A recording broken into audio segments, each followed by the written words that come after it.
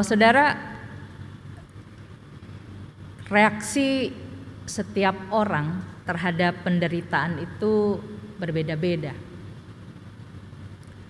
Ada yang ketika dia menderita, dia punya pergumulan, dia punya persoalan, maka dia mencari orang, ya, mencari sahabatnya, mencari orang tuanya, mencari seseorang untuk bisa dicurhati, gitu ya, supaya dia bisa melepaskan unek-unek dalam dirinya, kesedihan dalam dirinya.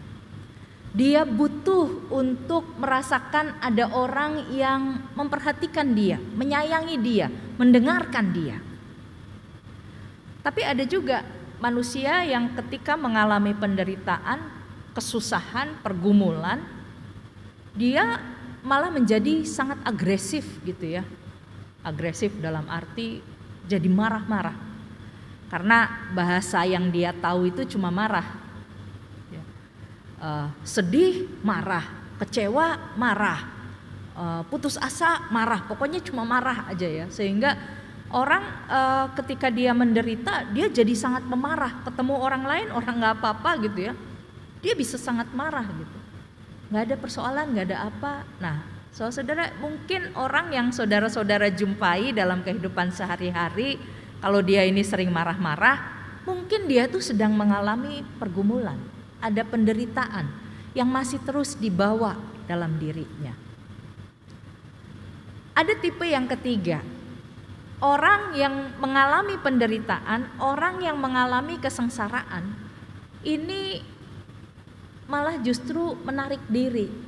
Kalau tipe pertama itu mencari ya, mencoba menemukan orang. Tipe yang ketiga ini justru menjauhi orang. Masuk dalam kamar, kunci kamarnya, diketok-ketok, kamu nggak apa-apa? Nggak apa-apa. Udahlah, jangan nanya-nanya aja gitu ya. Menangis sendiri. Ya. Orang yang seperti ini lebih membutuhkan dirinya, kesendiriannya, lebih membutuhkan waktu untuk bisa menghandle penderitaan itu, pergumulan itu dengan dirinya sendiri. Dia tidak bisa dengan banyak orang. Karena itu saudara-saudara, kalau saudara-saudara ibu bapak punya anak, anaknya kalau tiba-tiba masuk ke kamar gitu ya, disediain makan gak disentuh, diajak ngomong diem aja. Nah ini mungkin anaknya nih tipe yang ketiga nih ya. Dia punya persoalan, dia gak mau ngomong sama siapapun, dia cuma dengan dirinya sendiri. Nah, hari ini kita berhadapan dengan seorang yang bernama Thomas. Thomas ini baru muncul kemudian namanya ya. Dia jarang sekali disebut. Tapi sekalinya disebut, dia disebut dalam kaitan karakter seperti tipe orang ketiga tadi. Thomas adalah orang yang menjawab panggilan Tuhan. Thomas, mari ikut aku akan menjadikan kamu penjala ikan. Thomas, iya Tuhan, dia langsung ikut Tuhan. Dia punya mimpi, saya akan menjadi penjala ikan. Dia punya harapan bahwa bersama dengan gurunya dia akan mengubah setiap orang yang ditemuinya. Tapi apa yang terjadi? Mimpinya hancur bersamaan dengan kematian sang guru. Sosok Thomas ini memperlihatkan kepada kita betapa rapuhnya hidup, betapa mudahnya hidup itu berubah hanya dalam satu malam. Malam itu Tuhan Yesus masih bersama-sama dengan mereka. Masih duduk makan. Siapa yang percaya bahwa ketika hari itu belum berakhir, lalu Yesus ditangkap oleh segerombolan penjaga bait Allah? Siapa yang percaya? Hidup tiba-tiba berubah. dari perintah Tuhan yang begitu jelas, kalau aku gurumu membasuh kakimu, kamu juga harus membasuh. Guru yang dipikir akan terus memberikan contoh, akan menjadi role model, akan terus menjadi panutan yang bisa dilihat, disaksikan, diikuti, ditiru. Tiba-tiba gak ada lagi. Betapa rapuhnya hidup. Hanya dalam hari yang sama mereka mengalami peristiwa yang begitu berbeda. Baru gurunya membagi roti, besokannya gurunya mati. Saudara yang dikasih oleh Tuhan, kalau di sini dikatakan di dalam ayat yang ke-24, tetapi Thomas, seorang dari ke-12 murid yang disebut Didimus, tidak ada bersama-sama dengan mereka. Kalimat ini ditulis dalam bentuk tense imperfect, ya. Artinya yang mau dikatakan dalam Injil Yohanes, Thomas itu bukan sekedar lagi pergi. Thomas itu bukan sekedar lagi nggak ada pas Tuhan datang. Thomas itu sudah meninggalkan komunitas. Thomas itu sudah meninggalkan kumpulan para murid. Thomas itu sudah tidak lagi mau menjadi bagian para murid. Hatinya terlalu sakit untuk melihat wajah-wajah yang biasa bersama-sama dengan dia, bersama-sama dengan gurunya. Setiap kali melihat wajah-wajah ini, Thomas pasti akan ingat gurunya dan dia tidak tahan itu.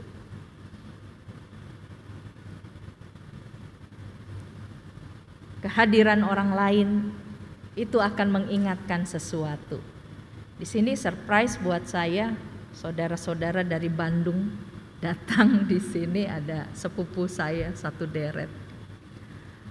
Melihat wajah-wajah sepupu saya teringat pada masa kecil saya ketika dolan ke Cisaat di Sukabumi. Memori masa kecil muncul. Dulu Cik Arni menikah, saya jadi tukang kipasnya ya. Saudara bisa dibayangkan bagaimana Thomas ketika dia harus melihat wajah Petrus. Saudara bisa bayangkan getaran dalam hati Thomas, dia tidak tahan. Dia ingat bagaimana Petrus menyangkali gurunya. Dia tidak tahan melihat sekumpulan para murid itu mengingatkan dia kepada Yudas yang tidak ada lagi, apalagi pada guru mereka. Thomas merasa tidak sanggup menanggung penderitaan dan luka yang begitu dalam. Dia memilih masuk kamar. Dia memilih mengunci diri sendirian. Dia tidak sanggup berjalan bersama para murid yang lain. Saudara, amartia bahasa Yunani memang seringkali diterjemahkan sebagai dosa.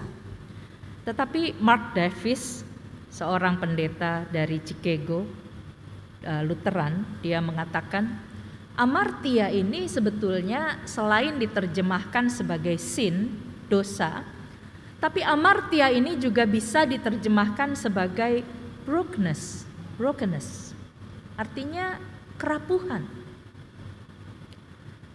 kehancuran hidup. Kata amartia di sini bukan mau menunjukkan kepada kumpulan murid-murid yang berdosa karena meninggalkan Yesus sendiri saat berdoa, karena meninggalkan Yesus sendiri saat disesah, karena meninggalkan Yesus sendiri pada saat dia harus mengalami masa-masa yang paling gelap dalam hidupnya. Tetapi amartia ini mau menunjukkan kepada ini adalah kumpulan orang-orang yang rapuh, orang-orang yang lemah, yang tidak berdaya. Siapa yang mau menjadi bagian orang-orang yang lemah? Gak ada. Dari dulu idealisme manusia itu menjadi yang terkuat. Saya datang, saya melihat, saya menang. Kan begitu kan? Vini vidi vici. Keinginan menjadi manusia yang super, yang kuat, yang hebat. Itu adalah menjadi keinginan banyak orang, menjadi idealisme, menjadi cita-cita banyak orang. Menjadi suami yang hebat, menjadi istri yang hebat, menjadi anak yang hebat, menjadi orang tua yang hebat. Siapa di sini yang bercita-cita menjadi suami yang rapuh? Enggak ada. Siapa di sini yang bercita-cita menjadi istri yang lemah? Enggak ada. Siapa di sini bercita-cita menjadi anak yang tertinggal? Gak ada. Semua ingin menjadi yang terbaik, yang terkuat, terdepan. Gak ada yang mau bersama-sama menjadi bagian dari mereka yang lemah. Tapi saudara-saudara, orang-orang yang broken ini, orang-orang yang rapuh ini, yang ketakutan ini, ayat 19 ya. Mereka begitu ketakutannya.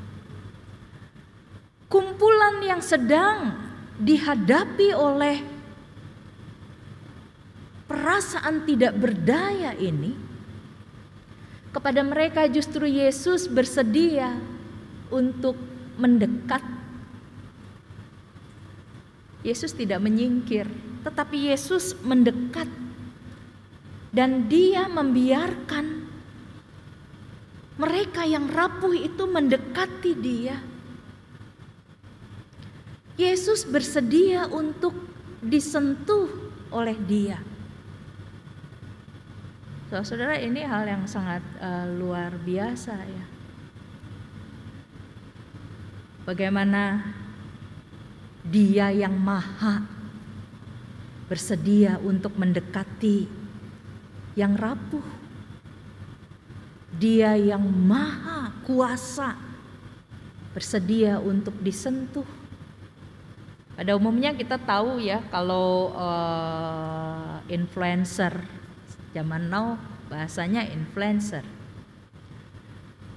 Orang-orang yang mempunyai pengaruh dan terus mempengaruhi orang lain, para artis, para pejabat, apalagi udah tingkat presiden begitu ya.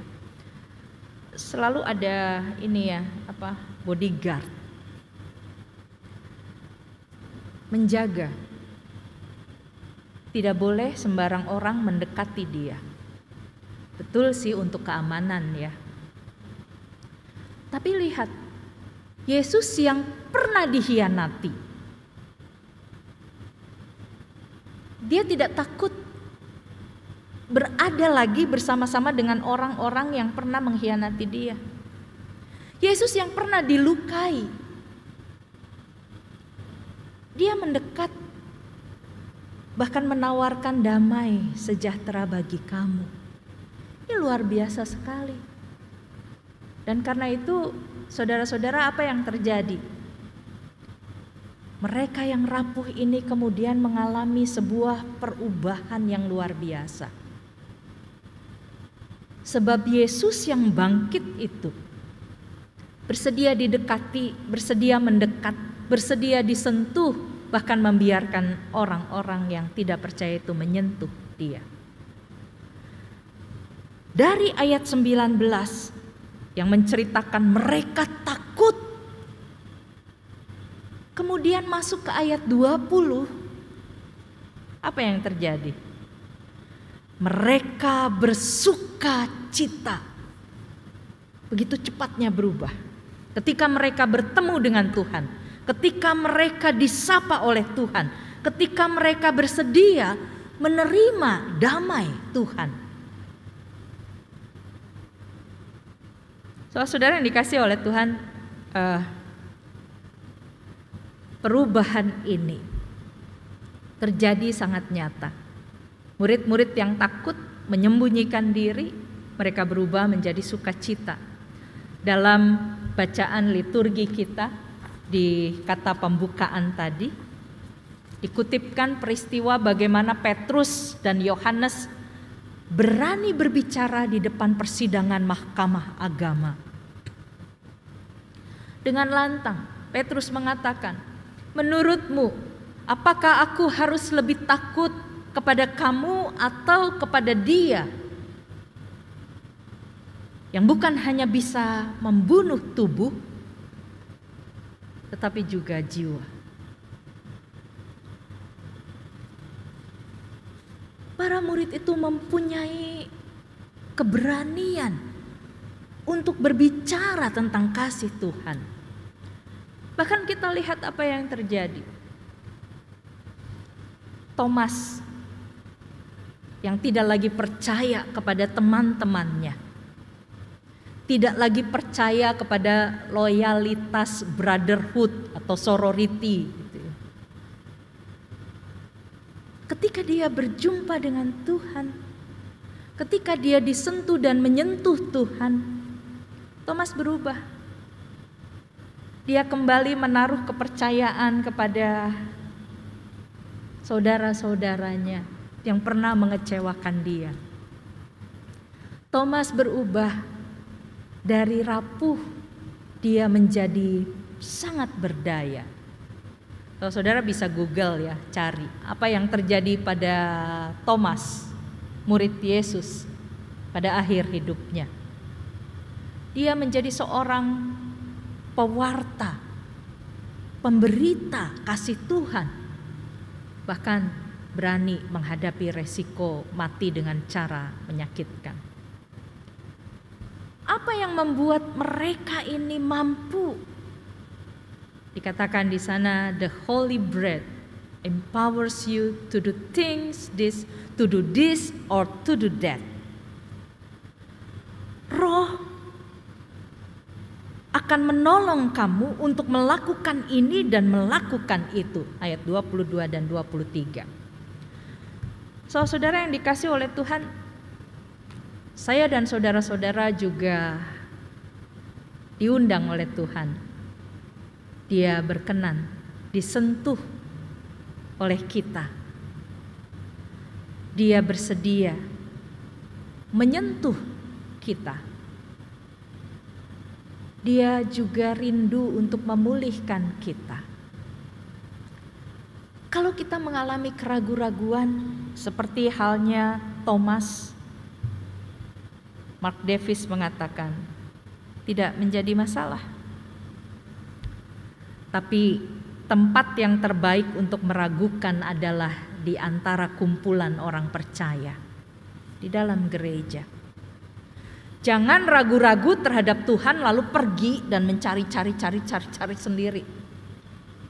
Untung Thomas mau diraih oleh Tuhan. Untung Thomas mau mendengar ajakan murid-murid Tuhan yang lain.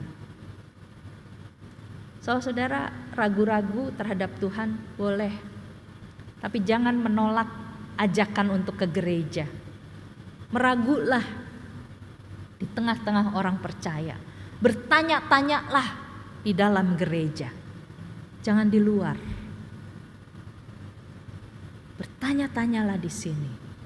Tuhan bersedia untuk menjadikan kita sebagai bagian dari orang yang dipulihkan, imannya, semangatnya, kasihnya. Thomas berhadapan dan kembali lagi dengan murid-murid Tuhan yang mengecewakan dia, yang membuat dia marah, yang membuat dia pergi, tetapi Thomas mau balik lagi ke sini. Mau balik lagi di antara para murid. Semangatnya untuk bersekutu dipulihkan oleh Tuhan. Umat yang dikasih oleh Tuhan, saya dan saudara-saudara diundang untuk mengalami pemulihan dari Tuhan yang bangkit. Keluarga kita,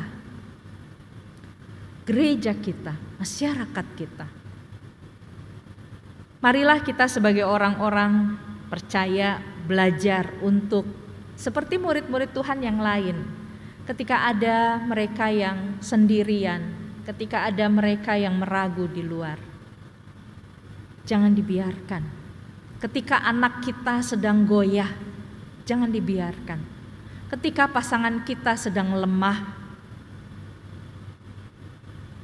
tidak mampu mengasihi, jangan dibiarkan. Tawarkan pemulihan lewat kesediaan kita untuk mengasihi lebih serius lagi. Terimalah pemulihan dari Tuhan dan alamilah itu, sebab Tuhan yang bangkit bisa menolong dan memulihkan kita. Amin.